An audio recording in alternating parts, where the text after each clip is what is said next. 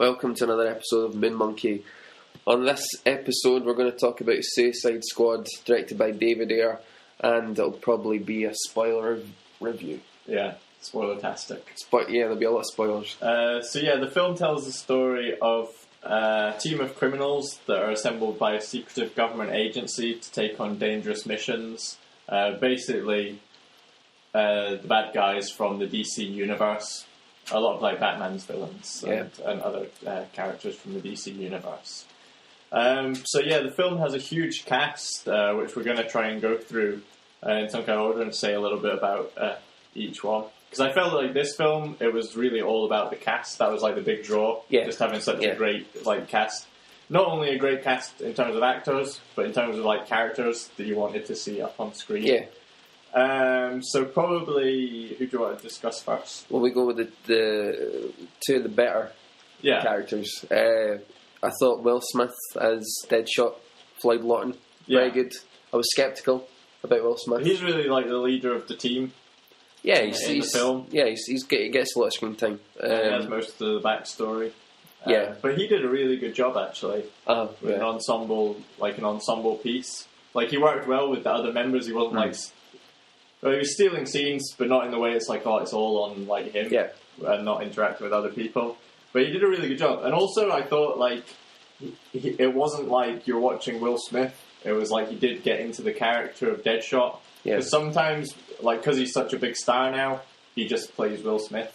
Yeah, like but in this, like, you really felt like that Floyd Lawton was like a real character.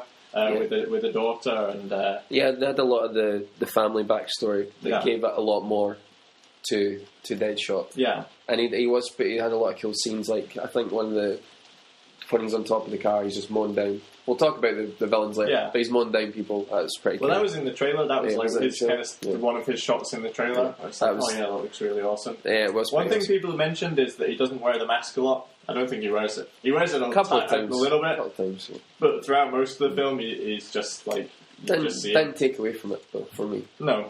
Like in the comic book, I think he's kind of more mysterious because he's like he usually is like a masked vigilante type character, or masked assassin, I should say. But yeah, he was really good.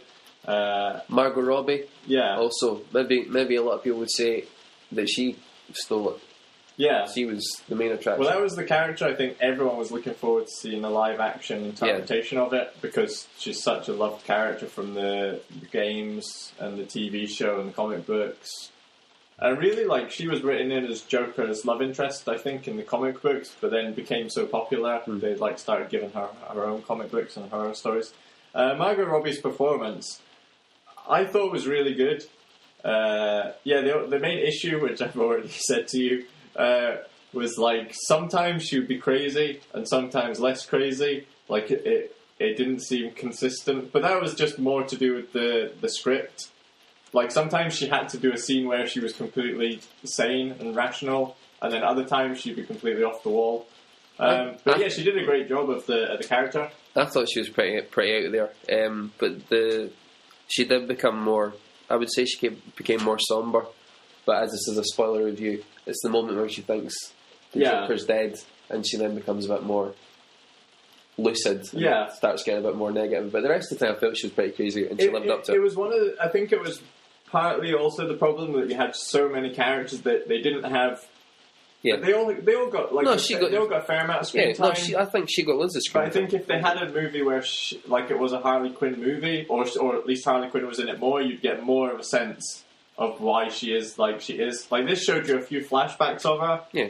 But it was like, it's kind of a hard character to grasp. It's slightly easier for me because I know the character, but for a lot of people who think like it's a weird character. I thought it worked well. Anyway. Yeah. Somebody not used as much would be Captain Boomerang. Yeah. He didn't do a whole lot.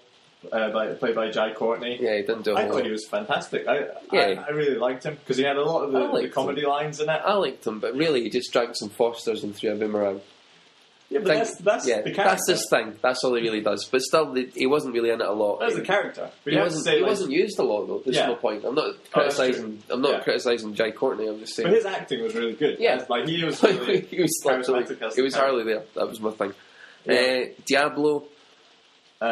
played by Jay Hernandez. Again, I thought he did a good job, and he got given a little bit of a backstory. That was the backstory that made me the most kind of emotional, because I thought it was the best one. Yeah, I didn't know a lot about Diablo, but yeah, his character was interesting, especially with the backstory and what he done. He was like, I don't want to fight, man. You know, I've done He's basically like a gang member who has a power of whatever it's called, pyrokinesis or something. Yeah, he can create flames with his mind. He's a big flamethrower. A bit like Carrie in the Stephen King story. So yeah, because of past actions and killing certain people, he's now decided not to kill anyone. Even though in the trailer he clearly does. If you'd watched the trailer before, you're like the whole start of it, you're like, oh, Diablo's not interested in fighting anymore, and then even on the trailer, it's got a massive bit where he clearly is interested in fighting. He does, but in the trailer you don't see what he's launching the flame at. Yeah, you don't see what he's launching the flame at, but you know he's going to launch some flame. Yeah, you know he's going to launch some flame. Is my point. Yeah. You had Adam Beach playing Slipknot. Yeah, briefly. Yeah, it was a brief appearance of Slipknot. We won't really talk about him because it didn't last long. Yeah, that was kind of I thought that was quite amusing, but it's not. Anyone who's seen the film will know that he's not in it very long. He's introduced to the team, and he doesn't even make it past the first street that they go down. Yeah. Which I suppose is going to annoy a lot of people who were looking forward to seeing that character. Well, they got to see him. They got to see him. They got to see him climb as well. So there you go. That was the thing. His ability. I have to say, I don't know much about the character, but his ability seemed kind of weak. So if you're going to get rid of one of them, or maybe him or Captain Boomerang. Yeah. To be honest with you, I was like, one of them's going to go. Yeah. Because I thought they were going to need to kill someone off. We had Killer Croc, played by British actor Adewale Akinove. I'm glad you had to go at it. Yeah, I tried. Yeah. But yeah, he did a good job. He's in a lot of makeup for most of the film. And also, again, that's one character they kind of sideline a little bit. Oh yeah, you don't see too much of Killer Croc. I really liked the character. I'm not read huge amounts of comic books, but the ones I have read with Killer Croc, I've Killer Croc as a character. And this, he was just in the background a lot, grunting and saying, "I'm beautiful." Well, we know him from the games, the Arkham games. So even that, I don't know. I just felt like he had done more with Killer Croc because I like Killer Croc, and that was my one thing. Yeah. Is I don't really like the fact that he didn't really do much. Had a bit of a swim. He was kind of one of the background characters. Yeah. Joel Kinnaman, the new RoboCop. What's that? Yeah. Oh, I like the new RoboCop. He's playing Rick Flag. Yeah, Rick Flag. He's like a US soldier who's basically, even though Will Smith is kind of leading the team, he's the guy who's meant to be leading the team.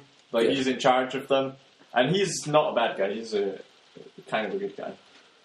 Yeah, he's working for the government, the bad government, but really all characters are pretty grey at some points, apart from one we'll get onto later.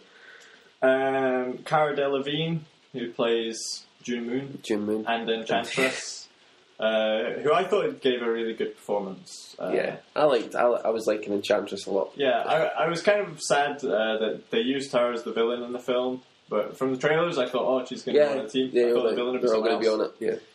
Because I like that kind of mysticism. I like the witch and magic and stuff, so that was quite cool. That was one of the things with the film, that I did enjoy, that we'll probably get on to later. But it's like a real comic book movie in the sense that you have witches and magic and weird powers, and they weren't afraid to just put some really weird stuff in there. Cara Delevingne's character is some of the Deadshot. He's just a regular guy, but he's really good at shooting. He's really accurate, which is improbable but possible. Whereas she's a completely impossible character. But I felt they weren't afraid to just go really comic book with it. They didn't the thing is the Nolan Batman movies, which we've discussed before a little bit. He went for the realism and tried to make everything realistic. Whereas in this, it was let's just if they have magic powers, they've got magic powers. Let's not be afraid of it. Karen Fukuhara, who played Katana, who I really loved. I thought she was brilliant. Again, she's not a really bad character either. She's shown as a bad guy. Right, they had one flashback, didn't they? Yeah. When they introduced her, which is kind of for me shoehorned in. But really, I would go and see a movie with Katana. To be honest, because Katana was awesome. Just her cutting down Yakuza in Tokyo with a just make that movie. Katana. Let David Ayer make that movie. I want to see that. Yeah, I've already booked a ticket. It doesn't exist, but I've booked it. Again, they just threw her in there. That was one of the things. Like, they threw a lot of characters in here. They weren't like, let's keep the team small so we can like bond with them all. It was just like, let's throw in everyone, like as many like great characters as we can, which I thought was quite impressive. And the same with her. Like, she has the backstory that her sword collects the souls of the people she's killed, and her husband was killed by that sword, so he's trapped in the sword. And there's a scene where she's talking to the sword, which her husband's trapped in. But again, it's like... I like that a lot, though. When I was watching it, it's like, that's really weird. And they didn't think, like, let's cut that out, because that's unbelievable. But they were like, let's keep it in, because that's really comic book, and people will love it. Viola Davis. Amanda Waller. Yeah, she put in a really good performance, I would say. Whenever she was on screen, you were like, Viola? Yeah. Shaking your fist. Not in that way. She was really good, because she's just the head of the government agency that assembles this team. Is it Task Force X or something they're called? But yeah, she was like a really tough character, even though she's not a bad guy per se. Or not. She is a bad guy. She becomes the bad guy. But yeah. But you hate her by the end of the movie. Yeah. She's not a nice lady. There's a few. We went through everybody? No, we haven't. Not yet. We haven't. Jared Leto. Yeah. How could I forget Jared Leto? Playing the Joker. Yeah, a performance which a lot of people have talked about. A lot of people seeing the pictures of him in the promos and stuff. A lot of people hate this version of the Joker. And to be honest with you, I wanted to hate this version of the Joker. But maybe controversially, I didn't. Why do you want to hate him? I think nothing. I like Jared Leto. I think he's good. Like, I liked other stuff he's been in. Yeah. I liked a lot of his. What was Requiem for a Dream? Loved that. Yeah. You know, I like Jared Leto. Fight Club. I like Jared Leto. I'm not hating on Jared Leto. I just thought when I seen the first images of the Joker, I was like, oh, what have they done? Just too much extra stuff on the Joker. Too much bling. Yeah, a lot of bling on the Joker. The grill. Yeah, I don't like the grill. I'm not gonna lie. But you know, there's different interpretations of the Joker, and it's like just because a lot of people think, oh, the last Christopher Nolan one. It's a too hard a comparison to make because it's a totally different time. They have tried to go really different with this, with like the tattoos and the jewellery and the like his style. The thing I read though after I watched it, because I thought he was good. But if you take away all the extra shit he's got on, I think he does a decent job. He's a good Joker. He wasn't in it too much either, which was good. If he'd been in it all the time, I would have been like, this is too much. Yeah, his performance was good. Like Jared Leto's performance was good. I think the issue was maybe what they told him to do, or like what they dressed him up. Like their vision of the character was a little weird, but he did an admirable job of what they gave him. I read that the idea they had for this version of the Joker was to take him back to be like the mobster of Gotham, and to be like this. They based him on a Mexican drug lord or something like that. Yeah. Which, if you're looking at it from that point of view, he really was like a kind of. He was like a mobster. He was sitting in the strip club and he's got all these henchmen and they're dressed up in weird... Not that Mexican... It's just an interpretation that you're really not used to, having seen the others. Because the others all have a kind of through line of the comedy aspect. But then I wouldn't say... like psychopathic. I wouldn't say Christopher Nolan's one. I don't think he came across as psychopathic. I think he just came across as like a very intelligent like crime boss. Like, the other ones are always, like, a little bit wild. You're not really sure what they're going to do. Whereas he came across like he was actually really intelligent and he knew exactly what he was doing. He wasn't just acting on, like, impulse all the time. Like, he was very organised. He was very rational. And also, like, one of my favourite things about this movie was the Harley Quinn Joker love story and the flashbacks and stuff like that. Yeah. Because I did get the sense that, like, they actually cared about each other. Yeah, and that was interesting. The thing with the tattoos with the Joker is, like, where would he go to get like tattoos? Like, do you imagine like him turning up? You'd be like, oh, yeah, I'm not sure about this. Yeah, for like another tattoo. That's the thing. Is like my vision of the Joker is like I couldn't imagine him sitting still long enough for someone to tattoo damaged on his forehead. And also, we'd be like, oh, could you put that on? The guy's like, I'm not on your forehead. You sure? Yeah. He's paying the money, gets what he wants. And then he just shoots the guy. He never pays. And there was a couple of... we're going to talk about the little... cameos. Ezra Miller. Yeah, you got which was just kind of a surprise one for a lot of people. You got a bit of the Flash. Got a flash of the Flash. Yep. And then you had a bit of Batman. Yeah, a bit of Batfleck. Which worked well. They had him in Deadshot. A lot of people loved that. Well, that was the thing. They were making it like they joined this movie to the Batman universe. Like, they're DC are kind of playing catch up with this DC extended universe thing. But with this film, they tried to tie it in and make it feel like, hey, this is all one world. Like, Batman is also in this thing, which I thought was good. Because you could have had it just the bad guys and, like, it wouldn't have felt like it connected at all. Yeah, no, it was good. And they even did a tie-in with, like, the Superman death as well. Oh, yeah, they mentioned it. Guy selling T-shirts. Yeah, they mentioned it. They even showed you the funeral, did they not, at one point? They did, like, a quick flashback. Maybe they did. Yeah, I can't remember. I think they did a quick flashback and she was saying, oh, now Superman's dead. Who's going to, like, save us? Or what if Superman was going to go into the White House and kill the president or something like that? So yeah, that's most of the cast, who I think pretty much all did a good job. There's no one that I would say didn't. No, there was nobody that was bad. I just think really the ones that stole it for me were Will Smith and Margot Robbie and Viola Davis, and the other ones didn't really get a whole lot of time to shine. Yeah.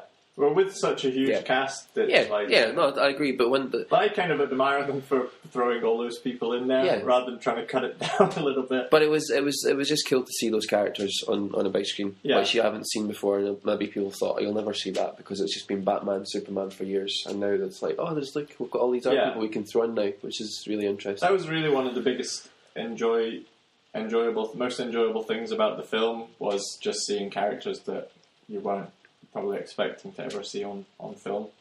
The plot of the movie, I'll talk a little bit about what happens in the film. It's a fairly straightforward story. I know people have compared it to like The Dirty Dozen or things like that, or Escape from New York, where you kind of establish a team of people, or one person in the case of Escape from New York. But yeah, basically you have a team or a hero, they go in somewhere to do a mission, and then have to get out. Like, they go into... I think even the Rick Flag character says in the trailer, it's like, you're going somewhere that's very dangerous, that's probably going to get you killed to do something that no one else will do. So that's basically the plot of the film.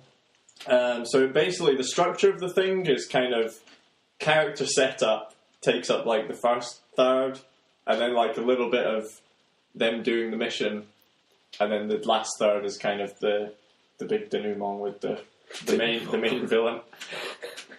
Breaking out the big words. Yeah.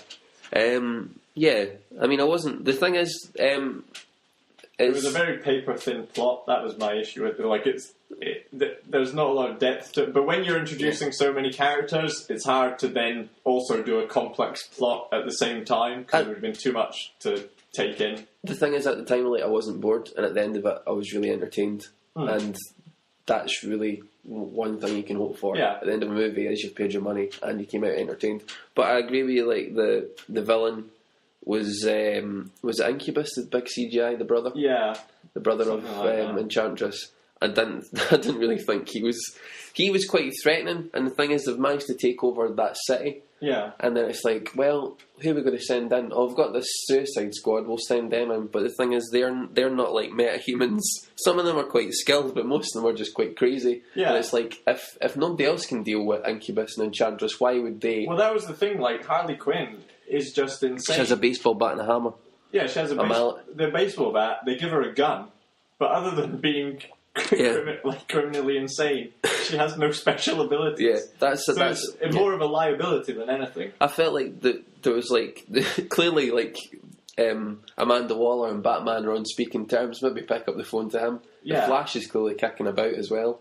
You know, maybe give them a phone. Like, I'm not sure what happens in the comic books with like Harley Quinn being involved with the Suicide Squad.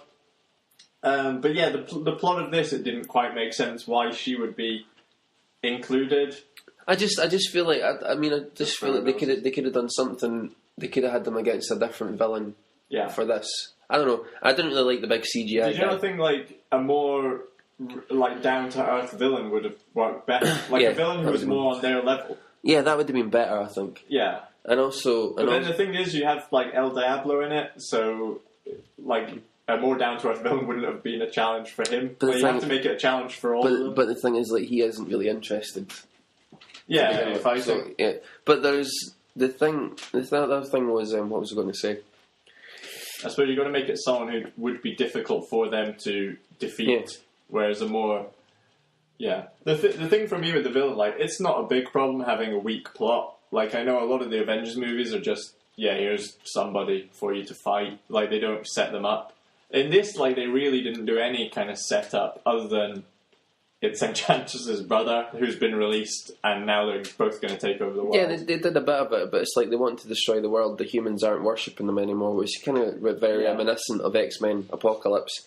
But the thing is, I don't really know what she was doing. She's like, I'm building a weapon, but what is your weapon and what's it for? Like, you're going to destroy the armies of the world. It was just debris that was circling around her head. Yeah, I never got the feeling like... CG whirlwind. I never got the feeling about what was actually going to happen. She looked impressive. She clearly had powers. It's like we talked about when we discussed Batman Superman. What would have been interesting would be like an ideological struggle. Whereas in this, like, it was like there was no underlying kind of conflict with the characters. Well, it was like they want to destroy the world and the others are trying to stop them, but it was like there was no character conflict there. It was just very basic thing. I would agree with you for that point, but the thing is, like, there was still like the Rick Flag Jim Moon thing, which brought it back for me. Although I didn't like the CGI Incubus, and I didn't like what was going on with our weapon that she never actually told us what it was for. There was also like, Rick Flag loves June Moon and June Moon loves Rick Flag, so what's going to happen there? There was still that element that kind of brought it back. Maybe they should have kept like Enchantress, like cut the Incubus part out of it and had it like Rick Flag has to kill Enchantress, but he doesn't want to because he'd also kill. But that was June. I know that was in it, but the other guy was kind of a distraction because it's like and Incubus, like and Doomsday is also there. Yeah, I know what you mean.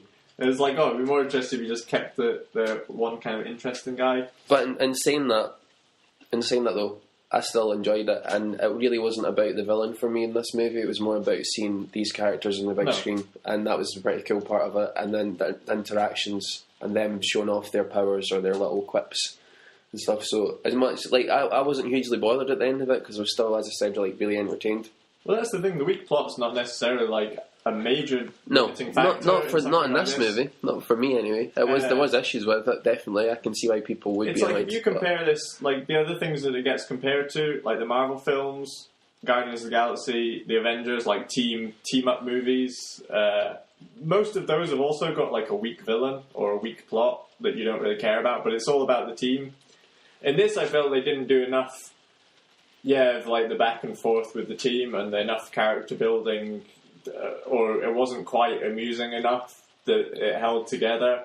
But it wasn't. It's not like it totally failed. No. Based on the plot, it failed. Well, I don't know if I'd say it failed, but it was like there are other things as well as I liked it. A weak plot. I'm definitely not saying it's failed because I thought it was entertaining.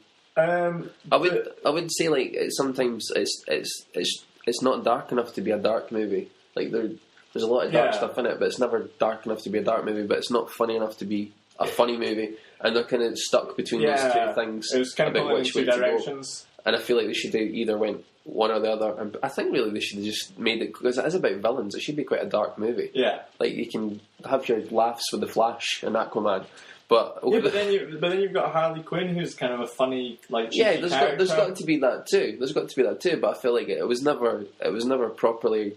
Went down a dark route. It could have been more like. Yeah. I think the thing was the comedy in it didn't match like a darker tone. It should have maybe been a more like ironic type. It was the style of humor didn't match like villains. Yeah. It was like they were like joking around in a way that was like, this isn't serious. I don't know. That's a minor thing. It should have been maybe more like gallows humor or more like black humor because they're all like quite nasty people. That would have been maybe worked a bit better. One of the things I wanted to talk about, like there was some interesting things in terms of the filmmaking in this. They used a lot of music cues when they were introducing characters. Some people have said again that they were trying to ape Guardians of the Galaxy because that was a huge success. But yeah, like a lot of really great music they used in this. There was a lot of good music, but do you know what the key to a good soundtrack is? Actually links to what's going on screen, and not just thrown in. Like, what was like the first 5 minutes? I don't know how much music was on that. It was just too much. And I mean, it was good songs, but it was just like, oh, this Captain Boomerang, he's from Australia. What are they going to play? AC/DC. That's great. Black Sabbath in there. There was a lot of great music. There was a lot of great. I'm not saying it's bad music. I mean, it's Eminem. It's nice to see that the studio's like, oh, like there's loads of money, play whatever you want. But I just felt like just a lot in there. They hadn't put a lot of thought. Like, they play Eminem Without Me at one point. It's like, you didn't really put a lot of thought into this. Like, it doesn't quite fit. It kind of fits the attitude, but it's like not quite. Like, you could have done a better song maybe there. And was that the Eminem song you played? Yeah, I think so. Was it? I can't remember. They played so much. I think so. They cut some of the verses out because that wouldn't have made any sense at all in this world. But yeah, that was the thing. That some of the soundtrack like didn't quite fit. It just seemed as though they were like putting it in there because it's like, oh, here's a recognisable song. The key thing to do with any soundtrack is link it to the thing, or otherwise it's just strange. One of the other interesting choices the director made was when they introduced the character, like flashing up the text on screen. Like, I don't know what you thought of that. Like, it was kind of a unique way to do it and a funny thing. It was a bit like Scott Pilgrim or something, like showing the text on screen. You don't remember, like, every time they showed a character, it would be like the character's name, special abilities. Oh, yeah, they did that. Oh, yeah, that. No, I didn't mind that. Yeah, but it was like a Scott Pilgrim type thing, or like a comedy movie type thing. But wasn't it one where it was like Waller was describing it to other generals or whatever? Or something. Yeah. So it worked in that way because it's like a briefing. Yeah. Like what's going on. She'd mention them, but it would show you the character somewhere else. No, I like that. That didn't annoy me. Like it was showing you the thing. Because it's like she's briefing not only the generals, but they're briefing the audience. So I like that. I thought that worked alright. Yeah. That didn't offend me. That's I didn't hate it. Yeah. I just thought like it was an unusual thing. Like, you don't see it in a lot of movies. Because it's not... The thing is, it's not an in-world thing. It kind of takes you out of the movie. Yeah. In the sense that it's like, okay, that's like not really happening in the world. I thought that, in the sense. I thought it worked well. The other thing was like with the editing, like a lot of flashbacks, a lot of like cuts, because they were trying to introduce a lot of characters. I felt like they could have maybe introduced some of the characters better. Like, I saw a film recently where they did it really well. Like, the characters were introduced in a scene, whereas this felt very much like the way it had been written was like, let's do Deadshot's bit, then let's do Harley Quinn's bit, then let's do this guy's bit, and then the last few members of the team literally just turned up on the day and it was like, and Captain Boomerang and Slipknot. In a bag. And someone else. Yeah. No, they're coming too. Yeah, I didn't mind that. Like, the Katana character was like, just as they were about to take off, it was like, and Katana also is coming. The Katana one was very much shoehorned in, but I didn't mind the introductions because you've got to introduce a lot of people, and I felt it was done in a speedy way. Yeah. It didn't annoy you. But it was kind of like they were doing them all like the same kind of way. I felt like a little bit of an intro bit for each one, rather than introduce them in a kind of more organically. Yeah, that's probably what I'm trying to say. I thought it was interesting that some of the coolest scenes are flashbacks. Like, all the Joker and Harley stuff I really liked. That was some of my favourite stuff. Just seeing them interact on screen was pretty cool. Batman and Deadshot in the alley, that was pretty good. And that's all flashbacks. I think that's what people are saying about this being a messy film, because it's like a lot of what you're actually watching is not happening in film time. Most of what you're watching has already happened. But it didn't feel messy to me. It didn't feel messy. I thought it was pretty good. And the Deadshot when he's bumping off that guy, then he's waiting for the money. That was a pretty cool scene as well. What it did do is it built a sense that this is a real world, because you're like, oh, they all had history before this. They all had something going on before it. But it was the fact that I suppose they kept flashing back, that like a lot of the time what you're watching on screen is not what's happening in movie time. I don't mind movies using flashbacks, but this, like, it was done a lot. So it was like you were hardly ever spending time with them now in what they're like they're at the moment. But again, it didn't bother me. I still think the movie worked with the flashbacks, because the flashbacks all worked good. It's not like they just had a flashback for the hell of it. I mean, I I enjoyed it. It added to the universe. I enjoyed it, but the things that could have done better. Do you want to talk about like what was good about the, like the good points of the film? Like, a quick rundown of what we enjoyed about it. I thought the characters and the cast did a really great job. And when they did get time, when they did have scenes together, doing their banter, it really worked. They should have done more of that. And, yeah, more of the banter, because that was really good. Especially, like, the bar scene that you see in one of the trailers. Yeah. I really liked that. I thought, like, the look of the movie was pretty good. I like David Ayer as a director. I don't know if you've seen Fury, but I haven't seen many of his other films. I really liked Fury. I mean, it's all in a tank and it's World War II, and there's been loads of World War II movies, but it's a grimy, gritty movie. Maybe what they should have done was set this in a tank. Put the whole Suicide Squad in a tank. Maybe the next one. I don't know. I think it'd be interesting to see Harley Quinn in a tank. But yeah, I think he's a good director, and it had that. There was moments that it felt quite gritty, and because he's known for a lot of police stuff too, like Training Day was right on Training Day. Yeah. So it didn't really capture those kind of things because it's a totally different thing. It's a big blockbuster and stuff like that. But yeah, I like his style. I think he's a good director, but just trying to stick to good stuff. The characters on screen were great. Will Smith, Margot Robbie, they were all great. Viola Davis, those were the three that really stood out to me. That was the thing. When you have a cast that's like this good, and I think off screen the cast really got on as well. So when you have a cast like that and a good director, it's never going to be a complete flop. Like they're always going to capture some kind of magic because the cast are really good. Yeah, and also the team involved, like obviously, kind of enjoyed the material and had some fun with it. So, like there are, like you say, there are entertaining moments. There are definitely scenes where it looks really good, like a lot of the Harley and Joker flashbacks, like we said at the chemical plant. Yeah. I loved all the Harley. That was my favourite. To be honest with you, that was probably apart from like Deadshot, just being amazing. I like Harley and Joker was the best stuff. The Harley Joker stuff when she was interviewing him, which is like a kind of backstory that's been told a few times. But the reason I liked it was more just the fact that you're seeing it up on screen.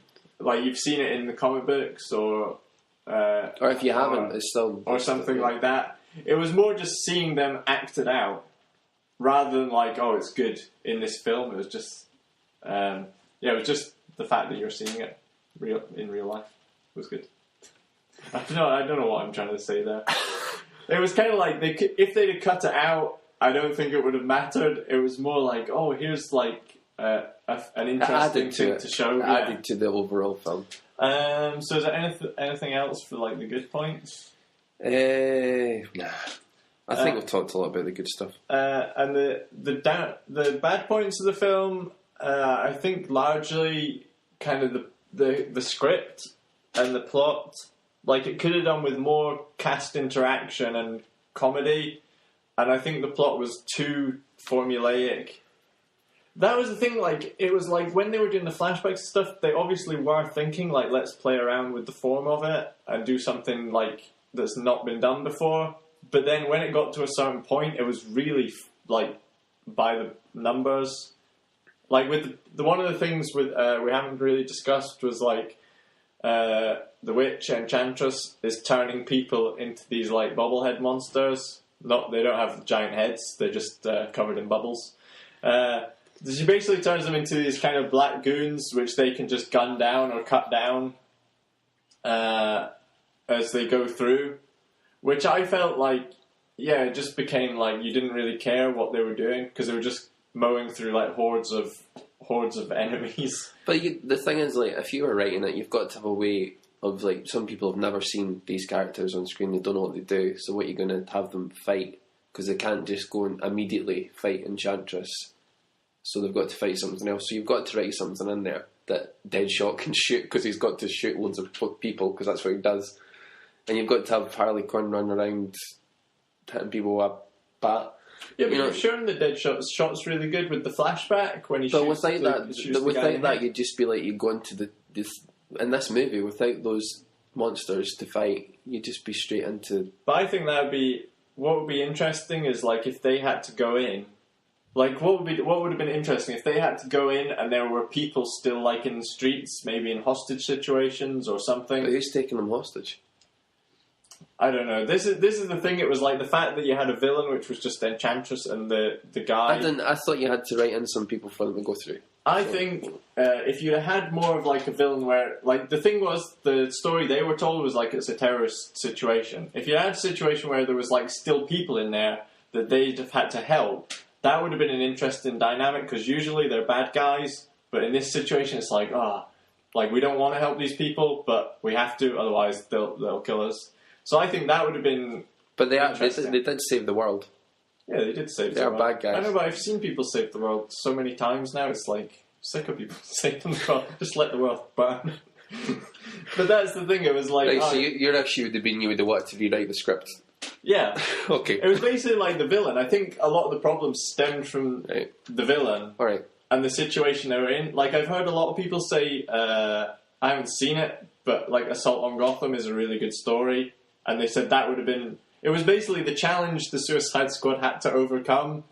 It meant that their interactions weren't that fun, or they didn't have any, like, challenging situations where they were personally challenged on a kind of emotional level or ideological level. Like, usually I do this, but now I'm being forced to do this. It was like, usually they like killing people. They were given a load of people to kill. Like... But it was because, like, Will Smith was only doing it for his daughter.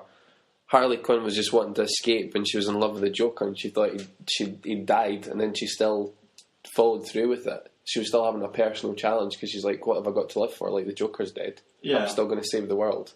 I don't know. Diablo didn't want to fight, but then he had to fight. It was a personal challenge for him.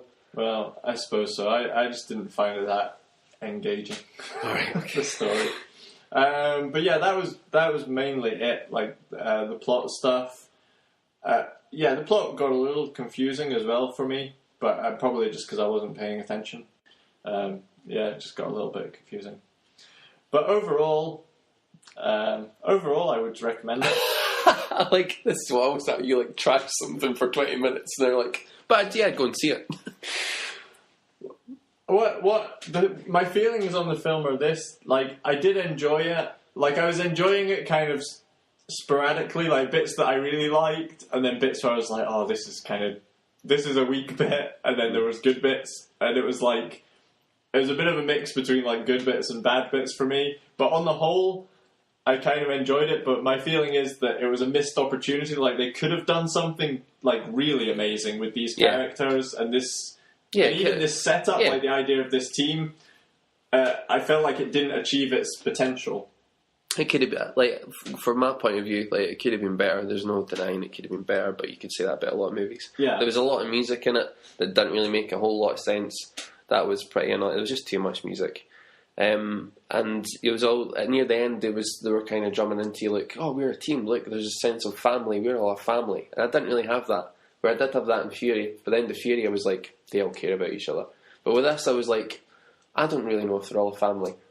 That was the thing, like, someone else said, like, the situation they go through is like, fight a bunch of guys, move on to the next area, fight a bunch of guys, move on to the next area, fight a bunch of guys. There aren't too many situations where, like, there's the bit with Deadshot and Harley, I suppose, where he doesn't shoot her. But what they need is like more moments like that where they helped each other or interacted, like Captain Boomerang and Slipknot. But then that was a short-lived relationship. Yeah, it was. The other thing is, like, there wasn't a whole bunch of Killer Croc, and I'd really look forward to seeing Killer Croc, and I thought that'd be pretty cool. And Killer Croc solo movie. Well, no, I'm not saying maybe give him his own movie, but I'd give Katana her own movie. I'll still say that. Yeah. But I thought, like, Captain Boomerang and Killer Croc weren't really used a whole bunch. In fact, Killer Croc's only desire at the end of the day after he'd saved the world was to have a big TV to watch BET. Yeah, and I was like, really? I was like, okay. And there's maybe, like, some people could be like, well, there's probably a lot of people went for this. Maybe some people are like, maybe too much of it. But, like, Margot Robbie just going around in hot pants and picking a lot of things up. Oh, yeah, I couldn't complain about that. You couldn't complain about it. But see, there was a lot of that, and I'm like, But I mean, you can't put her in the onesie. That's the thing too. You can't put her in the onesie. Yeah. We saw it for a bit, and you're like, that's why you can't put her in the onesie. No, I thought that was good. Like, just like a lot of handsome guys and beautiful women.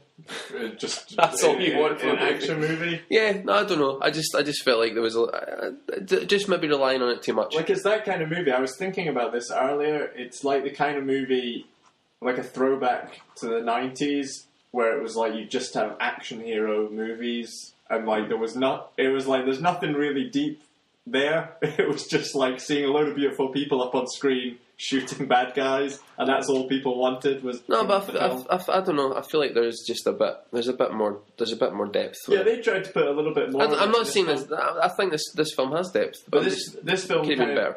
Yeah, it was like just that kind of enjoyable popcorn movie, I would say, rather than. I think it'd be interesting to see what it was like, because I heard like they'd done a lot of reshoots and done a lot of stuff. So I don't know what they were going for. Otherwise, it's like you say, like with the mixed kind of mood of the film. Yeah. Like Jared Leto's Joker seems like a kind of sinister guy. Like I say, like he's pretty like cruel, horrible person. But then at the same time, he's in a world where they're doing like jokes and stuff. So yeah, it was like, what are you going for? Are you going for like a really dark, like gritty gangster film, or are you going for like a light-hearted comedy? Which is I never got the feeling of light-hearted comedy though. There was bits like Captain Boomerang with the lighter and stuff. And, yeah, there was a couple of jokes. Killer Croc like going into the sewers on all fours. But I didn't get. I know what you're saying though. Like that, like I said before, there is that dynamic of are you really going for a dark movie? Are you going for a funny movie? Maybe the music kind of changed the tone of it, because I feel like there was a load of music in there. It was like when someone said like the bit when he does the electroshock therapy on Harley Quinn's head. Like that's kind of pretty. Yeah, that's pretty. I don't want to say shocking, but that's pretty terrible. But again, it's like I suppose that's meant to be like a horror scene, but then is it like? Obviously, it's not meant to be funny. But it's because of the setup for the film, when it's like, oh, we're all bad guys, we're all like, we're all having a crazy time. You expect it to be more funny, but then they show you something like that where it's like, that's just terrifying. That's not. Or her with like the tube up her nose where they're force feeding her. It's like, oh, this suddenly got quite grim. So yeah, overall, I would recommend it. If you're a DC fan, it's fun to see the characters up there on screen. I mean, I thought it could have been better. I love David Ayer, and I like this movie a lot. I think it could have been better though. But the love story with Joker and Harley Quinn, I loved that. Obviously, don't base a first date or your relationship on this relationship between those two people. But it was really interesting to see that on screen, and it's good for the DC universe if you're into the comic book movies. It'll be good because there's loads more characters they can draw on and talk about and put up against.